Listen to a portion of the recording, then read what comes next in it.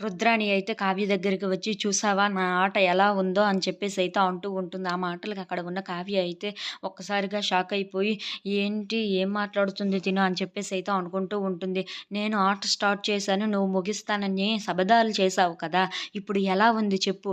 నేనే ఆట స్టార్ట్ చేశాను. నేనే ముగించబోతున్నాను. అది నువ్వు చూసి చాలా కుళ్ళుకుంటున్నావు కదా!" అని చెప్పేసైతే రుద్రాణి కావ్యని చూసి అంటూ ఉంటుంది. ఆ మాటలకి అక్కడ ఉన్న కావ్య అయితే చాలా కోపంగా రుద్రాణిని అయితే చూస్తూ ఉంటుంది. ఇంతలో అక్కడ ఉన్న కావ్య అయితే, ఇప్పుడు కాదు నా సమయం వచ్చినప్పుడు నేను మాట్లాడుతానని చెప్పేసైతే తను అనుకుంటూ ఉంటుంది. ఇంతలో అక్కడ ఉన్న రుద్రాణి అయితే, నాతో శబదాలు చేయడం అంటే సామాన్యం కాదు. నేను ఎలాంటి దాన్నో నీకు ఇంకా తెలియటం లేదు.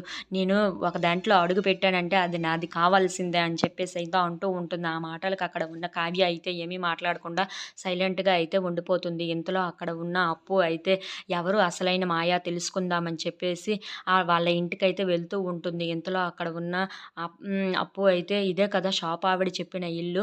వెళ్లి లోపలికి వెళ్లి చూద్దామని" చెప్పేసైతే లోపలికి వెళ్తూ ఉంటుంది. ఇంతలో అక్కడ ఉన్న డోర్ క్లోజ్ చేసి ఉండటంతో అక్కడ తడుతూ ఉంటుంది. ఇంతలో లోపల నుండి బయటికి వచ్చి వాళ్ళతో మాట్లాడుతూ ఉంటుంది. ఇంతలో అక్కడ ఉన్న కావ్యకైతే ఫోన్ చేసి, "అక్క నీకో గుడ్ న్యూస్ అక్క" అని చెప్పేసైతే అంటూ ఉంటుంది. ఆ మాటలకి అక్కడ ఉన్న కావ్య అయితే, "ఏంటి అప్పు ఏమైనా తెలిసిందా?" అని చెప్పేసైతే అడుగుతూ ఉంటుంది. ఆ మాటలు విన్న అప్పు అయితే, "అవునక్క అసలు మాయ ఎవరో తెలిసింది. తను ఎక్కడ ఉంటుందో కూడా తెలిసిందని" చెప్పేసైతే అంటూ ఉంటుంది. ఆ మాటలకి అక్కడ ఉన్న కావ్య అయితే చాలా సంతోషిస్తూ ఉంటుంది. "అప్పు మొత్తం తెలుసుకో అప్పు" అని చెప్పేసైతే అంటూ ఉంటుంది. If you like this video please